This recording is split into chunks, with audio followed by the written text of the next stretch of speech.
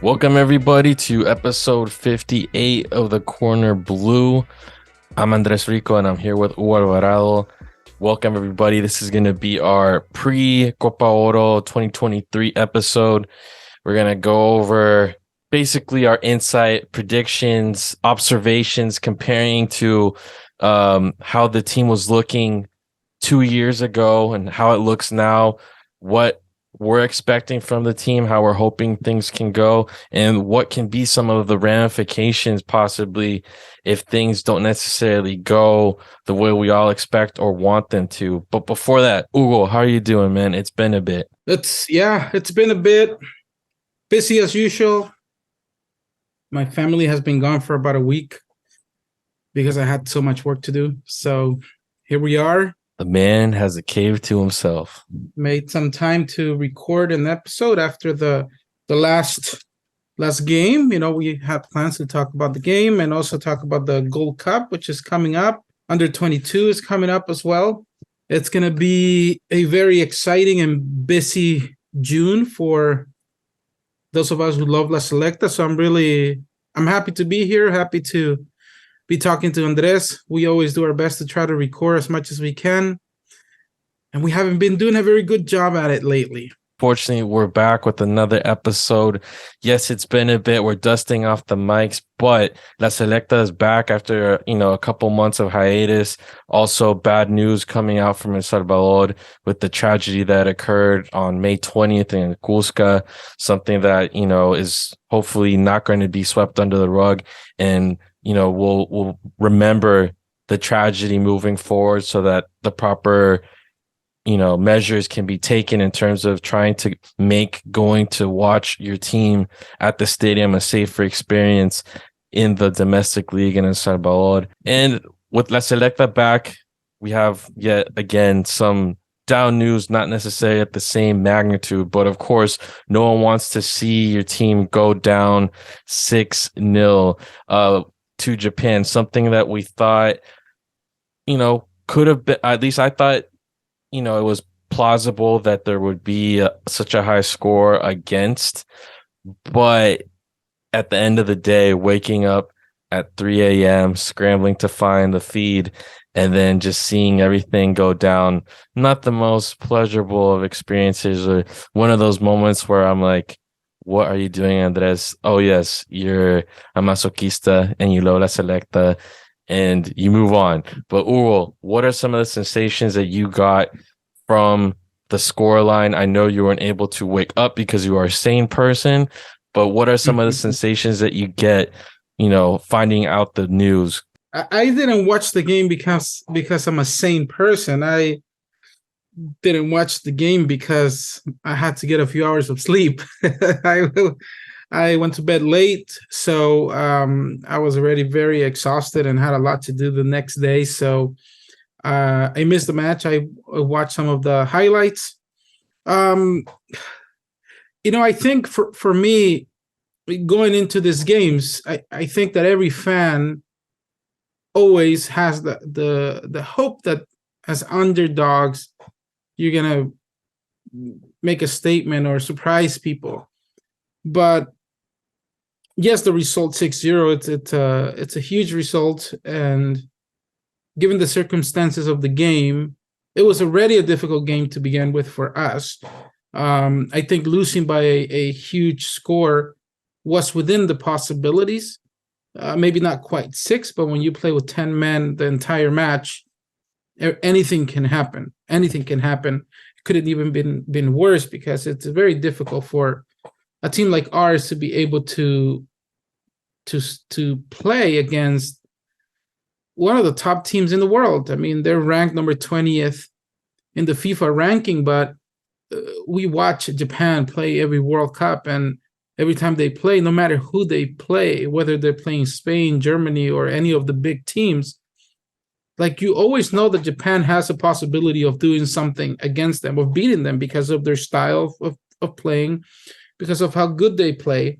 So obviously a little sad about the result, but not so much about the result itself, but more about the atmosphere that's created but by some after something like this happens, all the negativity that will go around that result.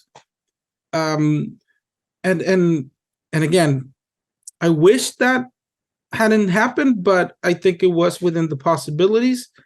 And for me, at least for me, the main focus is to prepare for the Gold Cup.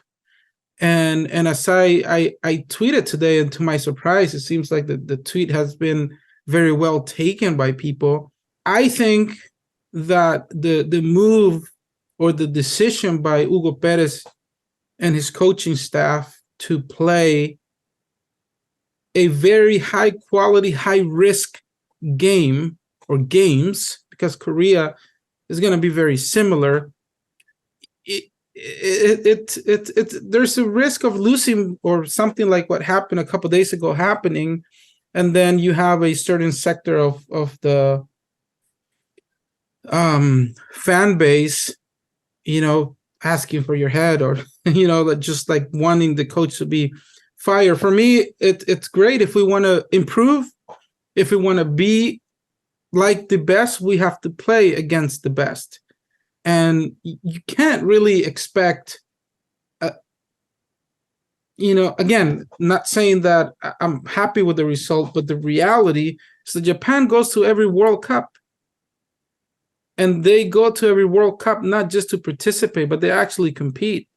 So when you play a team like them and us, who haven't been to a World Cup since 1982, anything like that can happen. So for me, it's more like just kind of our current reality. It doesn't mean it has to stay that way, because if we want to change our reality, we have to play against the best. So for me, the important game is what's going to happen in the Gold Cup. That first game in the Gold Cup, short term, of course, long term is the World Cup qualifiers. So just to finish my part, for me, in this case, what matters is psychologically how the players take this result. Because you can take it as, gosh, we were destroyed by Japan, and then your self-esteem goes all the way down. Or you can say, hey, we just played in Japan against Japan, and we want to continue doing this. And next time we play against them, we actually want to compete better, and we want to even have a chance to beat them, and take that as a motivation to look forward to an opportunity like that again in the future, rather than just feeling down about losing. So to me, what matters is how the players interpret that result and how they're going to use that experience to apply it against rivals that are not Japan, that are way lower than Japan, and that are more closer to our current level in the world. Yeah, and just to piggyback off of the positive aspects, I think you have to know the context of these matches that were planned pre-Gold Cup. Hugo Perez said in various interviews throughout the last couple of months that the idea was to get La Selecta out of its comfort zone.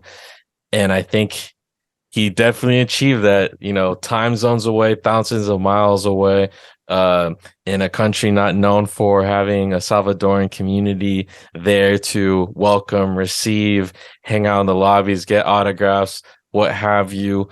This is definitely, a tour, a gira, as it's been called, the gira asiática. And I think in that sense, there's that level of trying to give the players the experience of having to deal with, such a long and hard trip, which is something that in general, I don't think they're accustomed to as much, since everyone is pretty much based on the Western Hemisphere as it is currently.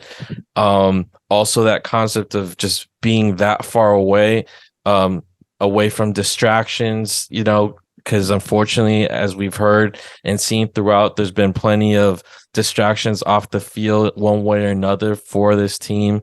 And as we've seen during Hugo Perez's tenure, so he seemed to want to make that attempt of trying to eliminate as many distractions as possible. So far, we haven't gotten any news about, some of the idiosyncrasies or, problems that have arisen, due to logistics, etc.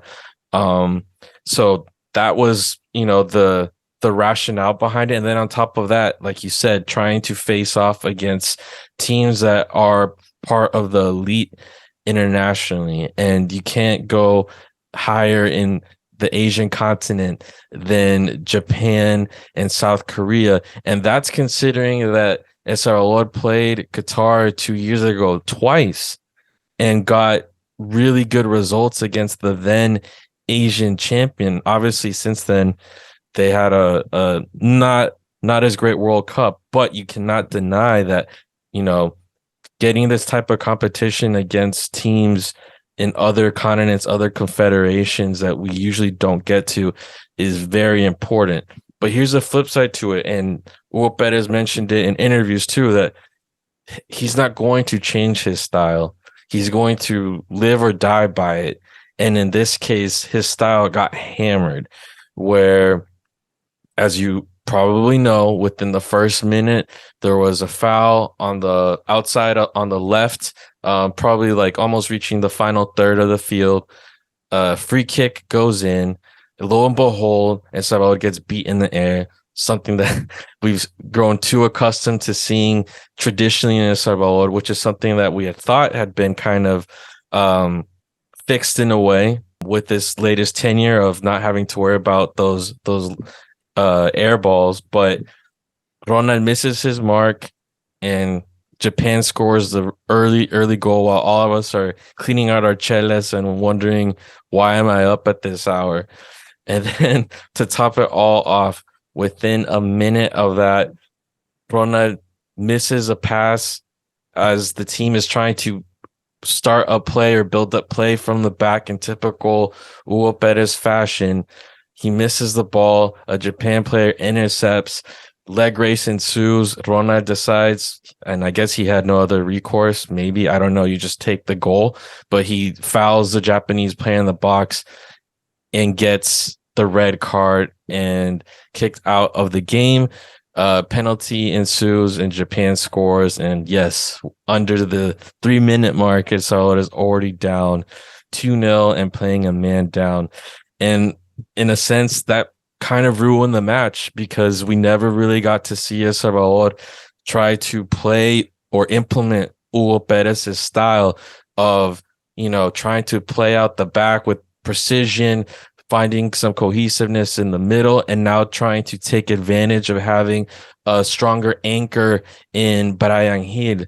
The team was forced to improvise with, I think it was Kevin Reyes had to fall back and play and take a play on the left, if I'm not mistaken. Even though they didn't want to have to play, park the bus, possession was Japan's pretty much the whole time. There were some instances where either Jairo or Josh would try and take on defenders 1v1, but to be quite honest, they did not break through any lines the whole game that they were there. And we were hoping to see Josh make his return, see how he's looking leading into the cup. And yeah, it was just a damper on everybody. The passes, there was no cohesiveness. Japan was way too fast and closed our players down really quick. The only recourse was to send a couple long balls to Brian and see if he could use his physicality and speed, which he did in certain circumstances. But that the missing one player on the pitch was completely evident because he'd received the ball and then there was no one to play off of. So it was almost like by missing a player on the field, El Salvador looked a lot more like its previous showings and, when it used more defensive systems, but it was because a man was missing. I have it written down. It wasn't until the second half, minute 49, when I noticed that there was like a series of touches throughout, like more than 3 or 4 passes. Obviously, it didn't end up in anything, but that was like the one moment that stood out where, oh, okay, they finally got strung a couple passes together, because the whole game was just, yeah, no possession, no cohesiveness. I remember there was one play where there were 2 attempts at a pass and the Salvadoran players were doing it like sliding or almost falling away from the ball. So one made contact with it as he's sliding with his inertia kind of moving back, and then the other player receiving had to slide to try and get to the ball.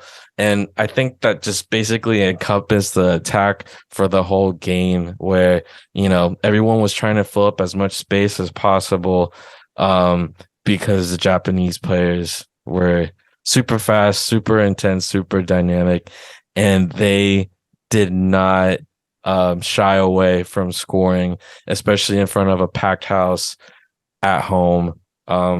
It's definitely a forgettable match score wise, but I think this is a defining moment I think Hugo Perez expected some type of score that wasn't going to be favorable. Yet he was going to try and implement his style. We'll see how he manages that locker room or the squad. We'll see how they come out against Korea, because in my opinion, with all the transitions still looming at a federation level, more negative results could end up being disastrous to Hugo Perez's tenure, in my opinion. So I think, it'll be time to manage the locker room. It'll be time to prep this team and see if they can bounce back, physically, mentally from this tour of Asia, in time to get things started for the Gold Cup. I think they can. I think there's always a different atmosphere, a different sense of, playing an official tournament. And again, it's just going to come down to the players' motivation and how they take this tour, regardless of the results. I do expect a better team against Korea, but we are playing. I mean, it's interesting because I almost feel like we're facing the opposite of who we are. Historically, like our league, as we know, is slow and low intensity, and then we're playing against teams like Japan, who are well known for their speed and their intensity of play. So it's how every time we start playing a Gold Cup or something, we have like that first game, or at least those first 45 minutes where the player seems to be adjusting to the pitch and the speed of the pitch, and calibrating. And we struggle against teams that are more similar to us. When you're playing with teams that are naturally fast and pressure high, it requires that our players play at a higher intensity that they're not used to playing. And the only way they're going to improve is by playing against teams that are like that. And anticipating the play and knowing what they're going to do and where their players are before they receive the ball, because teams like Japan are going to pressure high up, and they're fast. They're fast players. They're very athletic, and we see how they compete against the top European teams because of their physicality. And when I say physicality, I don't mean like they're not as big and bulky and athletic as the African teams, but there is something with Japan and Korea specifically where they compete. They can run. They can cover a lot of space and a lot of ground. Whenever we see them in the World Cups, and again, yes, it's unfortunate that we lost the way we lost. And I just hope that the team recovers and we have a better game against Korea, and just take the experience to compete, to achieve more than what we did in the last Gold Cup. To me, that will be improvement. Which take us to the next subject. Are we, like you said, Andres, are we expecting this team to be better than the team that we had in the last Gold Cup?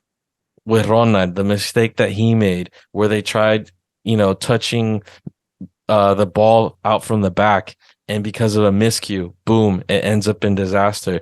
We saw it during the play of Landaverde. He's in the box, he gets the ball, he loses it he makes a poor pass in the defensive 18, which leads to an easy Japanese goal. And I think these are some of the mistakes that have just been too repetitive, or a motif during Hugo Perez's tenure. And I mean, you could call them villains, but it's happened to multiple players by now. So you can't just say, oh, it's Seren's fault, oh, it's Enrico's fault, or it's Ronald's fault, oh, it's Chinchu's. Something needs to be corrected there, because I feel like so many goals have been scored because of the lack of precision in terms of trying to play out from the back. And that's what I'm hoping can be corrected sometime sooner. Adjustments can be made, or we have people in the mid that can make the right decisions so that we don't end up so exposed with that back pass or playing out of the back that has led to so many goals against. So I think that's my 2 cents on what's going on with the team. I feel like this team, in comparison to the last Gold Cup, I thought Hugo Perez would have more time to do his casting, some of the younger players, being called up and given a shot at the senior team. But after this last game, granted, it's hard to use it as a meter, but one thing that we've seen the last couple of games is using Roldan and Tamacas and trying to figure out where they work best. And I feel like what's clearly evident is that since the 2021 Gold Cup, we don't have that left back position filled. It's still a gap. There hasn't been someone to step up in place of Larin quite yet. I haven't seen Roldan too comfortable on that side. I haven't seen Tamacas comfortable at all on the left the last previous matches. And I think that's a huge question mark.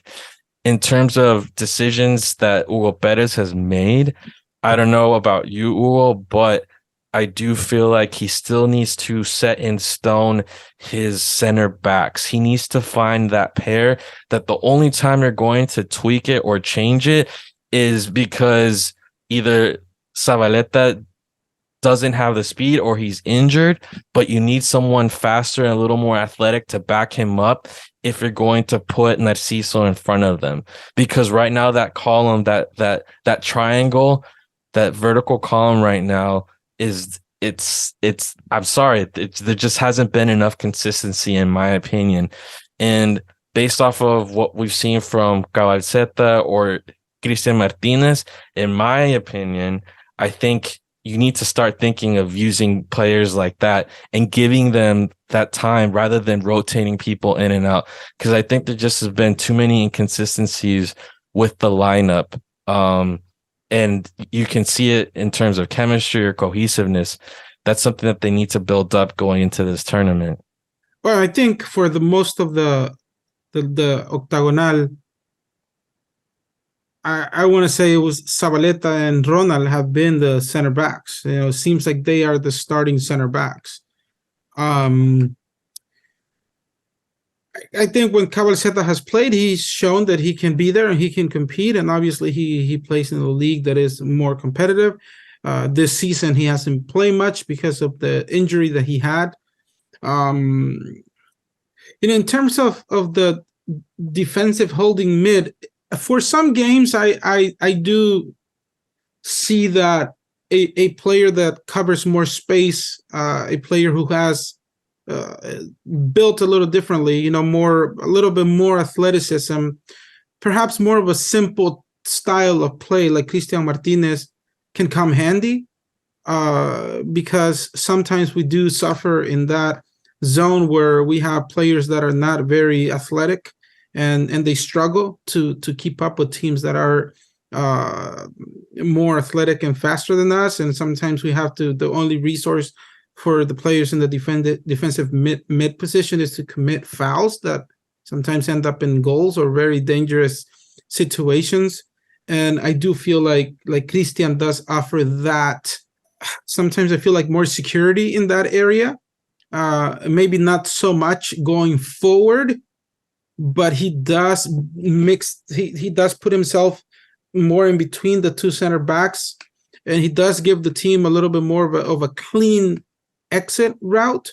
But again, he is more of a simple style of player. He plays more on the basic side, but when it comes to the holding mids, and I'm not talking just in this time around under Hugo Perez, but remember when we had Ramon Sanchez there. Maybe some people don't want to hear his name, and that's okay.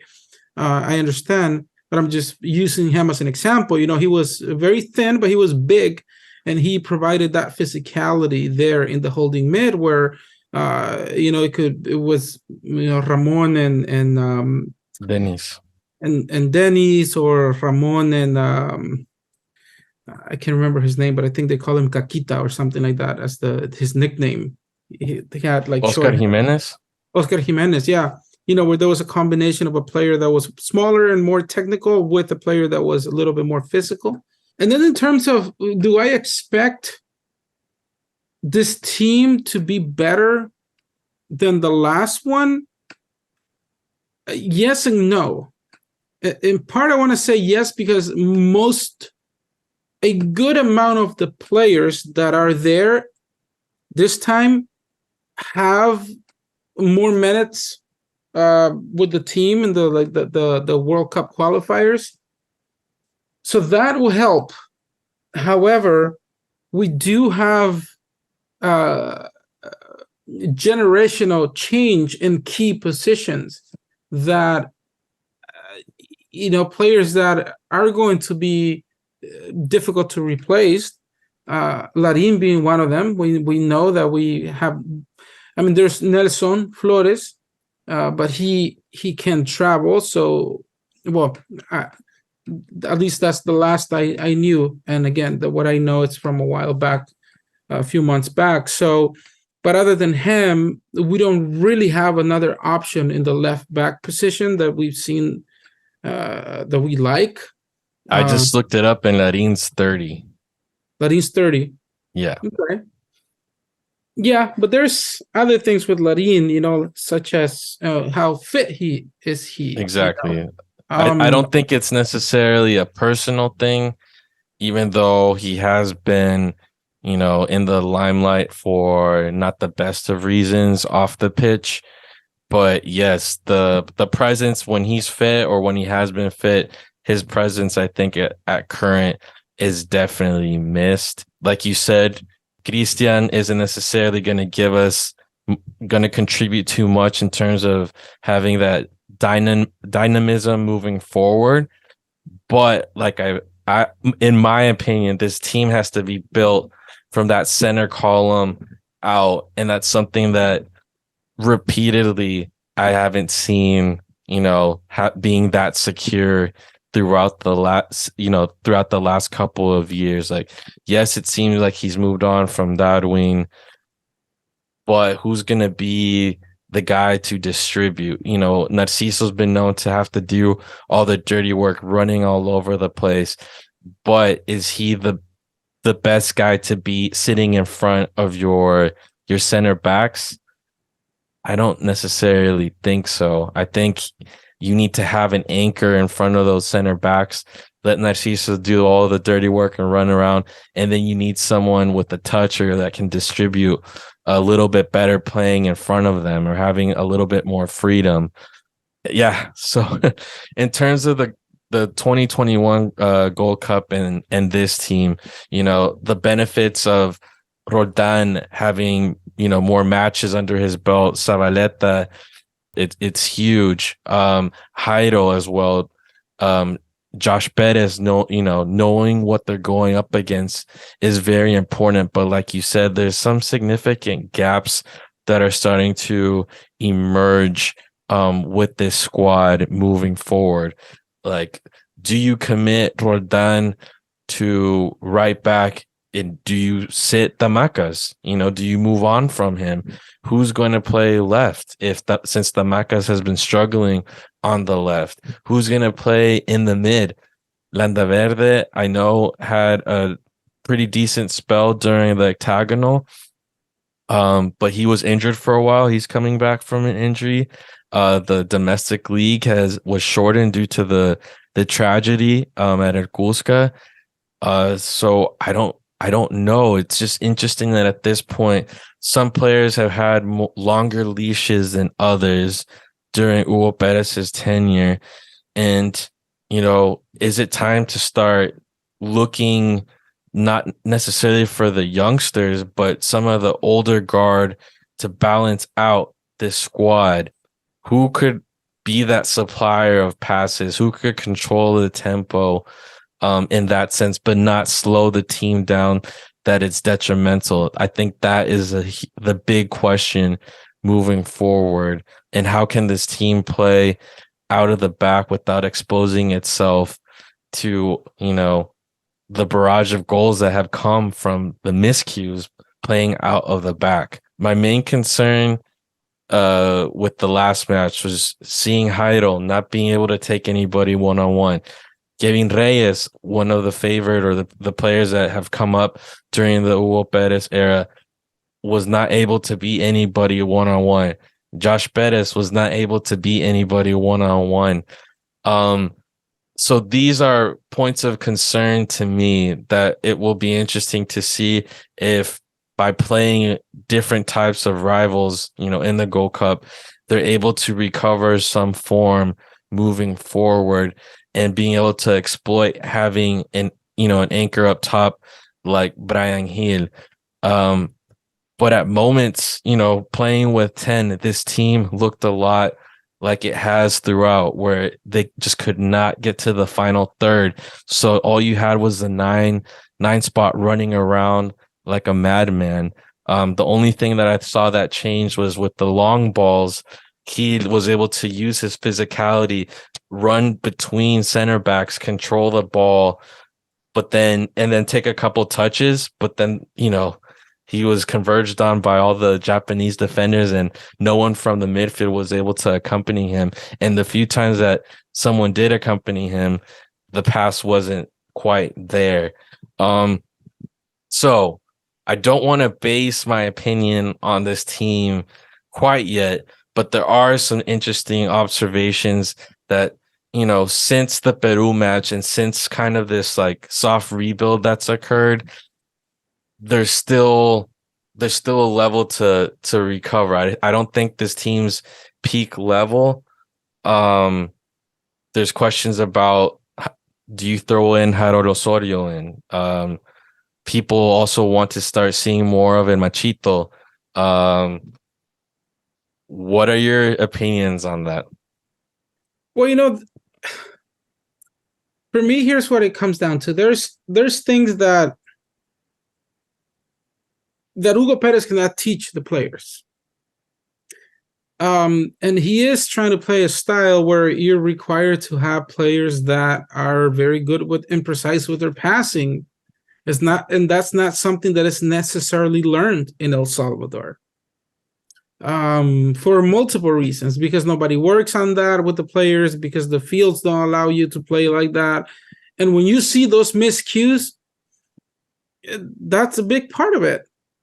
So the players don't really, they have not acquired those skills to be precise with their passing.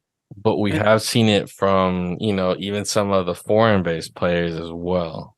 Yeah, but at the end of the day, it's a team. It's a whole team. And if a foreign-based player receives a pass that is not the best one, they're going to miss it too.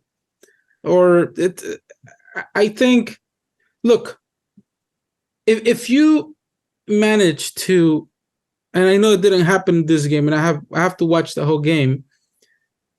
If you manage to put a few passes together against a team like Japan, when you have to do the same thing against Costa Rica or Guatemala, they're not going to be playing at the same intensity as Japan.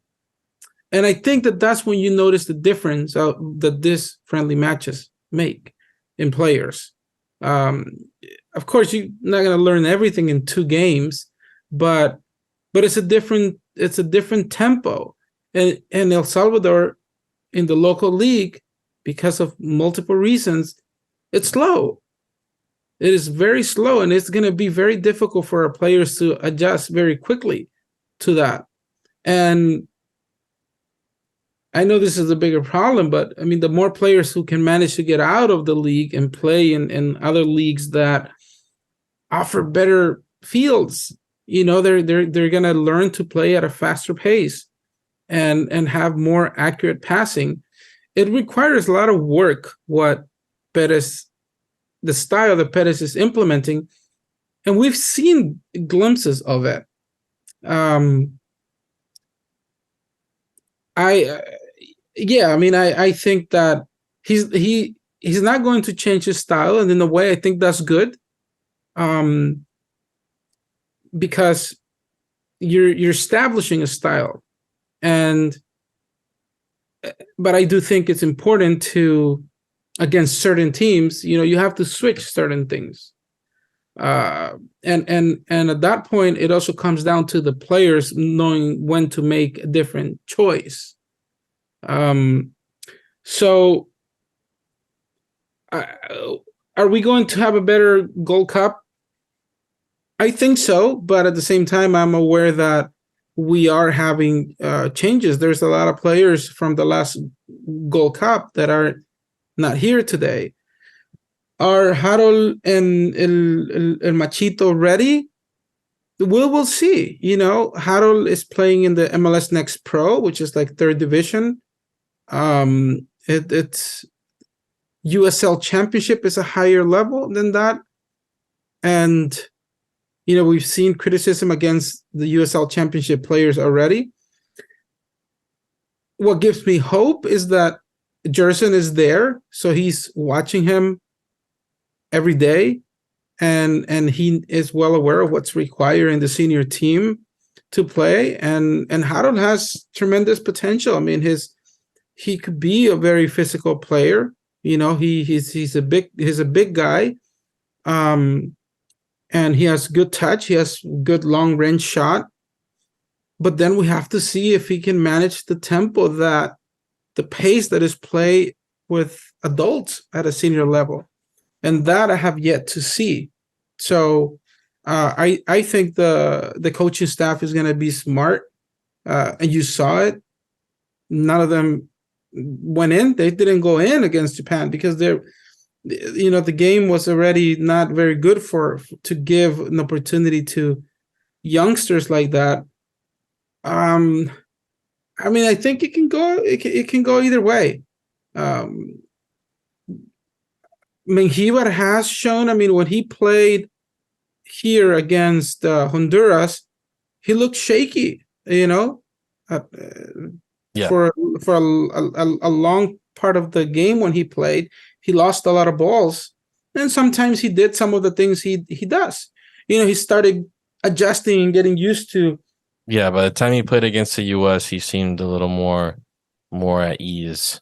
Right. It's just different. So I think that the coaching staff knows what they need to do, and I think they're going to take them slowly. It's not going to be. I don't think they're going to play 90 minutes the first match. So it'll be interesting to see how they do. They definitely have the talent, but can they adjust to what it takes to play at a higher level in a senior national team? Yeah, I think that cohesiveness, that compact midfield still needs to be set up. Because I feel like you have Narciso that does the dirty work, runs around, but then you have players like Reyes or Perez or Jairo that they're just very frontal, but they tend to run into walls and not use the people around them to build up play enough. That would be my critique of the midfield currently. I would like to see more, touches that make it through the line, setting up plays and getting to the final third. And you set up Brian easily or someone making a run down the wing. But we tend to get the ball, touch around in the back, look for the wingers, and the wingers just run into a wall. So I don't know. That's my take on the style as of late, and I'm hoping that somehow there's just more connectivity between the midfield and then the people up top, because or else we are going to have a hard time. And last Gold Cup, I felt that there was that connectivity, even though we lacked a true nine.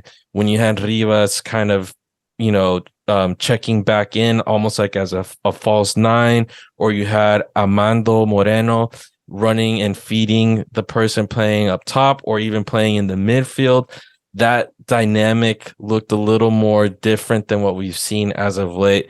And unfortunately, Armando isn't called up for the Gold Cup, nor is Joaquin Rivas. But I think that cohesiveness in the mid, with the creativity or setting up for the final third, is what this team needs to improve if we want to do well in this tournament. I feel like you said, the coaching staff will manage the defensive part, figure out who's going to pair up with Zabaleta, and then see who's going to cover the left flank. But what hasn't been dealt with, in my opinion, in the right way throughout the octagonal and leading up till now is, yes, that midfield unit. Who's going to give us the better chance of getting to that final third and getting those touches in the box? Because the final third just seems like no man's land throughout the last couple of matches. The player that I've seen who can play that role, and sometimes some people think that a player, in order to be a good player, has to be that player who can always take the one-on-ones and do all these fancy things with the ball. But the player who I've seen create that pause and try to filter balls to the forwards is Enrico. And obviously he's not going through his best moment with not playing much in Spain. But I think he's the player who right now who can best fill that position. And we've seen some of that. We've seen it, and we've seen it in games, like big games against USA, against Mexico. Who's the only player that holds the ball against those big teams and tries to wait, tries to create that pause for more players to go up? It's Enrico. That's his style. That's what he does. And hopefully in the U22, he can regain his confidence, and he can regain his fitness, so that we can have him for the Nations League. But right now, maybe Mengíbar can do something like that. But I can't think of a player right now who has that style that you're talking about, because most of the players we have in that position are very frontal players. Yes, there's we don't have someone that's gonna get everyone involved. And even Enrico struggled during the first matches of the octagonal. Like, he and Heido were not playing well off of each other at all. You could see the frustration from both of them with mistimed passes or runs that weren't made. And I think, that has to be addressed. You have to be able to get numbers into the box and play off of each other. And in terms of the attack, that's the one thing that's been lacking throughout. Against the US, though, it was refreshing to see, them being able to play off your classic nine or striker that we have in Brian Heen. We were unable to see that against Japan due to the circumstances of playing a man down. So it's time to hit the refresh button. Let's see what Hugo Perez comes up with against Korea. That match is going to be on Tuesday the 20th at 4 a.m. So shout out to all y'all who are going to wake up early or pull an all-nighter, like listener Alex Lara, who was like, oh yeah, I'm just going to watch Hulu and chill and wait till the game starts at 3. So salute to all y'all that stay up that late, pull the all-nighters. You must not have kids or they're newborn, so you're up anyway. what I did is I did that little gap of 2.5 hours, midnight to 2:30, 2:45, woke up, watched the game, went back to bed at 5. Unfortunately, I didn't have to work till like 10 a.m. the following day. So I got a couple hours in there. But I think, that's basically what we wanted to talk about leading into the Gold Cup. We'll talk more after the Korea match. Is there anything else that you want to say, Uwe? Yes, I feel that I missed something. Do it. One of the positive, well, the biggest positive additions to this current team that's going to be in the Gold Cup, it's the addition of the Heel brothers. Because even though that we can't really talk much about what Brian did against Japan, because like you said, the circumstances, he's going to add a lot to this team. Once we get a team who can play around him, he's a player that can bring a lot to the table. Brian, Christian has done that to a certain extent, but I think Brian is at a different level. And even Mayer, with his speed. Mayer got like a shot off, or like he did actually get a shot off against Japan. So when he went in, there were some chispazos from him. You can see that he's built up his confidence, having debuted and got in several minutes in Colombia. Yeah, so those are positives. I think that there are some positives. We had experienced forwards in the last one, in the last Gold Cup, but today I think that the ones we're gonna have just offer something very different. And we've talked about that number 9 that we haven't had in a while. So I think that we're gonna start seeing some results in that area. My hope is that we just see a full squad, independent of the expulsions or red cards, however you want to call them. But I really hope we don't just have filler positions on this squad. I want to see everyone involved, and I want to see everyone as close as they can to their A game, because a lot of these players have so much potential. But just one thing that happened throughout the octagonal was that not everyone was in sync in the way that it did appear to be throughout the Gold Cup. So I'm hoping that whatever remains of this camp in Asia, whatever remains of the preparation to Gold Cup, that they're able to correct the course, not just results wise, but just getting comfortable playing together. It just seems that because of the rotations, because of people coming into this team at different times due to passports, due to making decisions about passports, injuries, all this other type of distraction, Hugo Perez, and it's the nature of having a national team, but it seems like Hugo Perez hasn't been able to have a core group where if he picks rotations, it's fine because they're all used to playing with each other. There's a lot of people still getting to know each other. And so I hope that there's a more confianza or confidence between the team heading into this tournament. So with that, ladies and gentlemen, we're going to close today's episode out. Thanks again for listening, subscribing. Keep your heads up, because we'll be trying to release some content leading up to the Gold Cup that won't necessarily be audio stuff. So we'll be posting it on Instagram or Facebook or YouTube. And hopefully it's a sign of different things to come in terms of more video content, because I've been watching a lot of John Boy and baseball breakdown. I was like, maybe I should do that for La Selecta. So I've been having a lot of fun editing, and hopefully you'll be able to enjoy some of those vids coming out in the future. Thanks again. Please make sure you get your sleep in, you set your alarms for the Korea game, and we'll be back after that match to talk about things and see if there's more light at the end of the tunnel, or what sensations we have leading right into the beginning of the Gold Cup. And El Salvador will be making its debut in the Gold Cup on Monday, June 26th against a rival to be determined. When is that going to be set? Well, because I feel like it's been forever that we've been I know that waiting. some games were played today, so perhaps it's gonna be this week. Okay. Yeah, It will definitely not be Nicaragua. Actually, had they already made it through?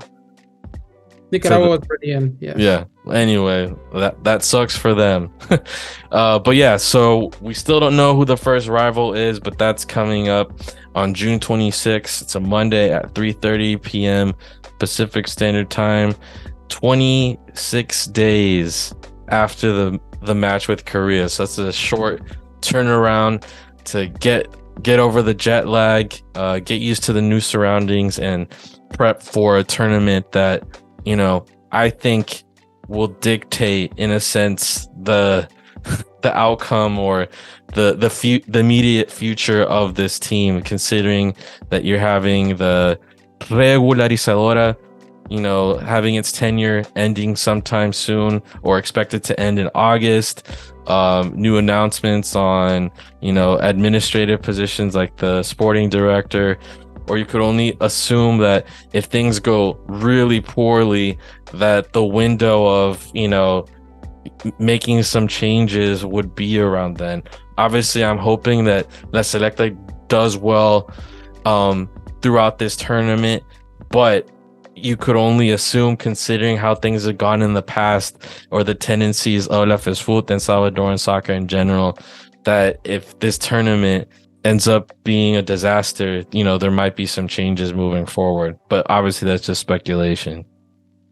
All right. So we'll talk to you guys soon. Have a great evening and bye.